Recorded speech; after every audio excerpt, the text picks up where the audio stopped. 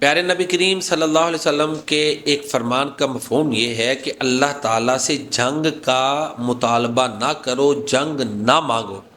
ہاں اگر دشمن جنگ مسلط کر دے تو پھر بزدلی نہ دکھاؤ، اللہ پہ توکل رکھو، اپنی تیاری مکمل رکھو۔ تو اللہ قرآن میں فرماتے ہیں وَأَنْتُمُ الْأَعْلَوْنَ إِن كُنتُم مُؤْمِنِينَ، اگر تم مومن ہو تو تم ہی غالب ہو، اللہ پر ایمان ہو، تیاری مکمل ہو۔ وَأَعِدُّوا لَهُم مَّا اسْتَطَعْتُم مِّن قُوَّةٍ، اور ان کے لیے قوت اپنی استطاعت کے مطابق تیار کر رکھو۔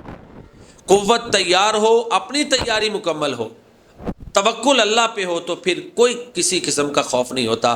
موجودہ حالات میں ہمیں یہ ضرورت ہے کہ ہم بطور مسلم اور بطور پاکستانی اللہ پر یقین رکھیں، اتحاد جو ہے اس کا مظاہرہ کریں، ہر قسم کے سیاسی اور مذہبی اختلافات کو بالائے طاق رکھتے ہوئے ہمیں متحد ہو کر یکجان ہو کر آگے بڑھنا چاہیے، تاکہ دشمن کو پتہ ہو کہ جس قوم سے پالا پڑا ہے وہ بے اسباب جو ہے وہ بے اسباب جام شہادت نوش کر سکتے ہیں۔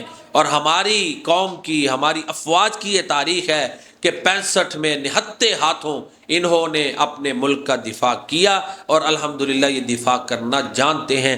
اللہ تعالی ہم سب کا حامی و ناصر ہو، آمین۔